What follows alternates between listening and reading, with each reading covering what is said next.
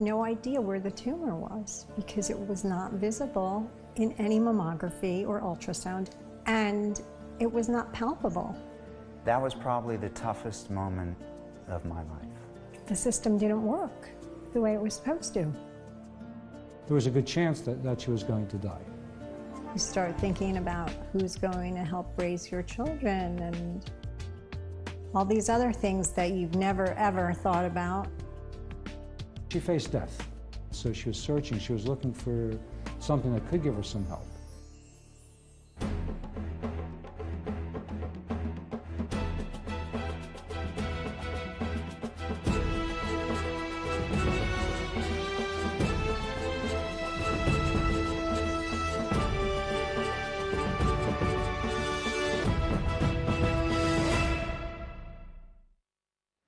Welcome to The Incurables. I'm Don Wildman.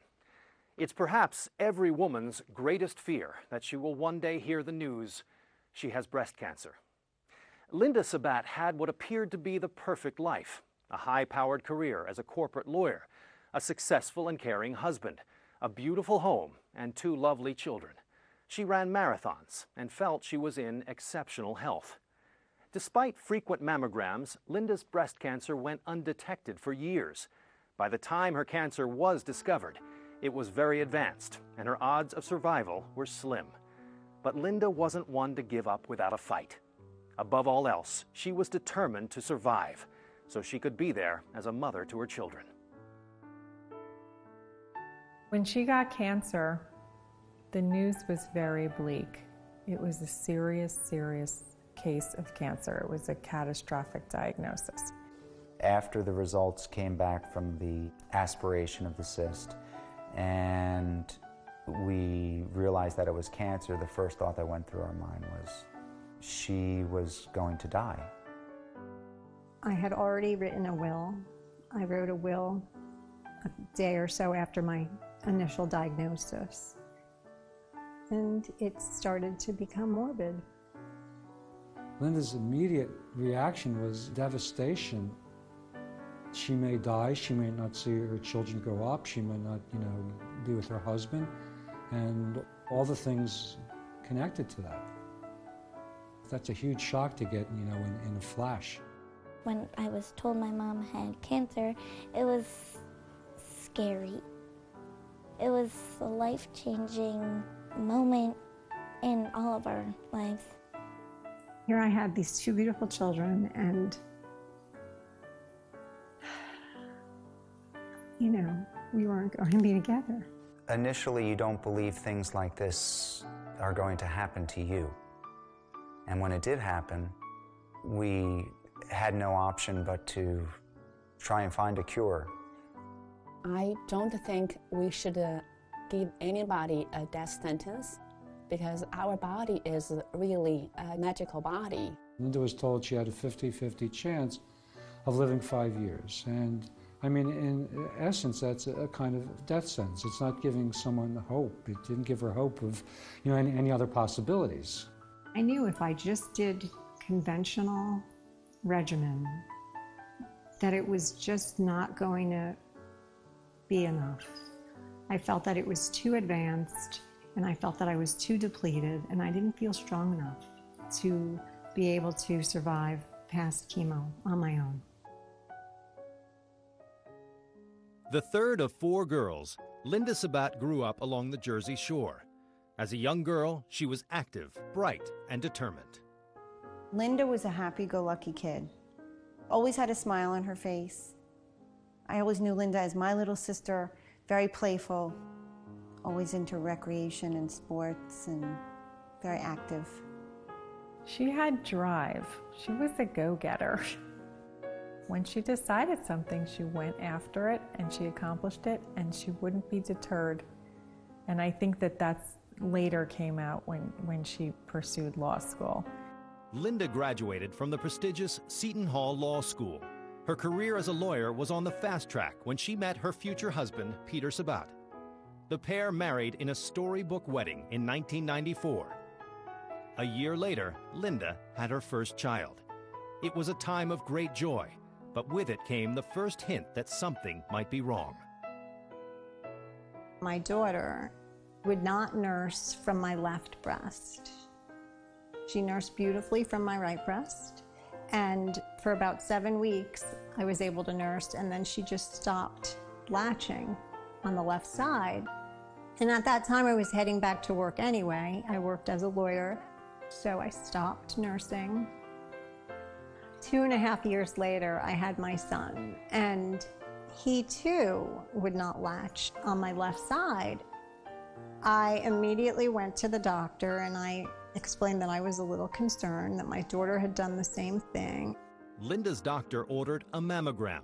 It showed evidence of cysts, but she was told she had no cause for concern. Over the next years, Linda began running and worked herself into incredible condition. But she continued to worry about the health of her breast. Her doctors ran frequent tests, all of which came back negative for cancer. But then, just after Linda ran her 3rd marathon, she was given jolting news. My doctor said, "You have breast cancer." And I said, "How? How could I possibly have breast cancer?" And he said, "I don't know." For years, Linda Sabat had been reassured by doctors that her mammograms were clear. To now be told she had breast cancer came as quite a shock. I was very angry. I definitely was angry. I felt like, I entrusted my health and well-being and my family's future in these doctors, and I just felt like I was let down. The system didn't work the way it was supposed to. She was very upset about it, understandably, and she took it on, as always, from the very beginning, as a challenge. The problem was they had this diagnosis, but they had no idea where the tumor was because it was not visible in any mammography or ultrasound ever, and it was not palpable ever. You couldn't feel it. A biopsy had revealed Linda Sabat had breast cancer, but not knowing how large the tumor might be made the threat particularly ominous to her. I thought to myself, how big is it? How bad is it? I remember definitely being frightened because I thought I was going to die. Fearing that Linda might die, Peter wrestled with how best to share the devastating news with their children. I was building up the strength to communicate it to our children. This is what happened to Mom. This is what we need to do. These are the risks. That was probably the toughest moment of my life. You start thinking about who's going to help raise your children and all these other things that you've never ever thought about and never thought you would have to. I did talk to Peter and I said, if something happens, I want you to get married. I think that our kids need a mother. That's important. It was definitely something I wanted him to know, and it wasn't easy telling him. How am I going to do this? How am I going to raise our children alone? I felt bad for Peter and the kids who were afraid. When I was told my mom had cancer, it was scary. Saying, okay, well, like, what is this about? Can you tell me more about this? And so once they did, it was, even more scary. It hurt me more that they weren't going to have me than that I wasn't going to have them. And I just had a fear of the unknown.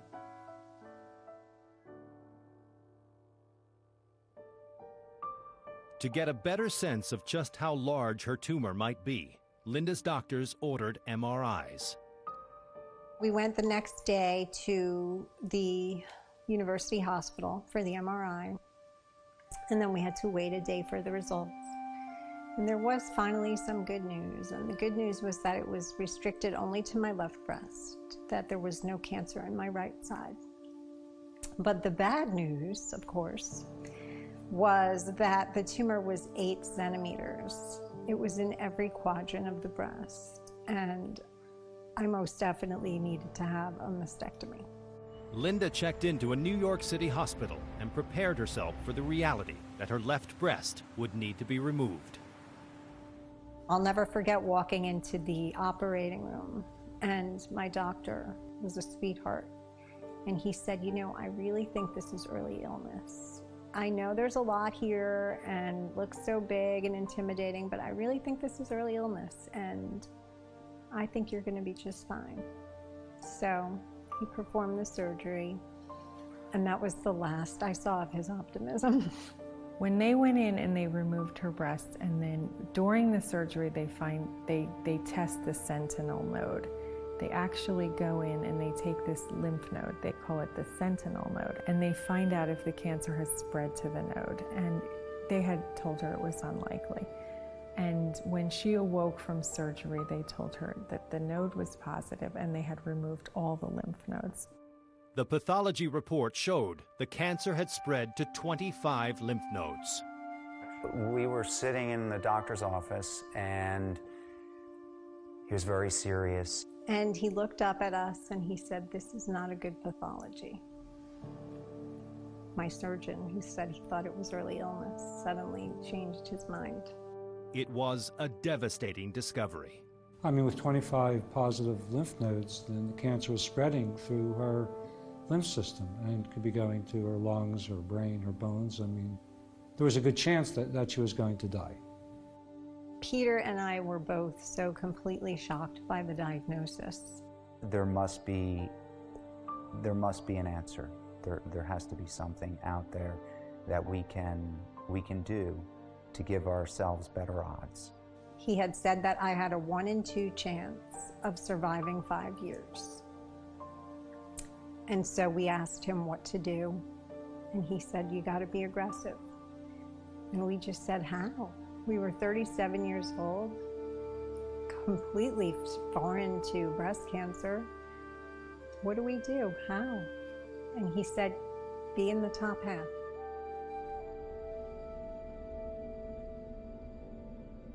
Sabat was told her odds of surviving the cancer for 5 years were 50-50 at best. She agreed to undergo the most extreme measures Western medicine had to offer, including radiation treatments and chemotherapy. But Linda was also determined to use alternative modalities to treat the underlying causes of her cancer, to hopefully tip the odds of beating the cancer in her favor. When she started getting the chemo, then she started to look like a sick person. And I mean, she really deteriorated. I went down to 94 pounds. I started becoming violently ill with nausea and just feeling terrible. I was preparing myself for her not to make it through. Emotionally, when I wasn't in Linda's presence, I was like any other spouse would be. I was a wreck. During the chemotherapy, Linda's vitality vanished. Her family feared she was near death. Linda lived on the couch for months with a bandana on her head. She looked skeletal and thin and very sick. But just when Linda was at her lowest point, she discovered a book which gave her a sliver of hope. It was an amazing book about a woman who had stage 4 uterine cancer, who had less than 2 weeks to live, according to her doctors, and not only recovered fully, but lived for over 20 years. From Elaine Nussbaum's book, Linda discovered how a macrobiotic diet might help her recover her own health. She was a blessing to me. Finding her was a blessing. In nearby Philadelphia, Linda discovered Denny Waxman, who is one of the nation's leading authorities on macrobiotics. Denny agreed to become Linda's macrobiotic counselor. She had a very open, inquisitive mind, so she was searching. She was looking for something that could give her some help. Denny's counseling sparked immediate changes in Linda's diet. The first thing we did was we went to the health food store and purchased things from seaweed, all types of grains, all types of vegetables, and brown rice. The basis of a healthy meal in macrobiotics is a cooked grain and a separate vegetable dish. We also include, in most days, some type of vegetable soup. All other foods revolve around that. We use beans, we use sea vegetables, nuts, seeds, fruits, salads, oils. But the backbone, so to speak, are grains, vegetables, and soups. In a short time on the diet, Linda felt an improvement in her health, and she began to enjoy the once strange new food.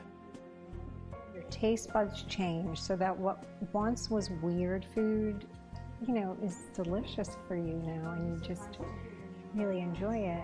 It's normal now to eat this type of food because we know that she's getting well from it.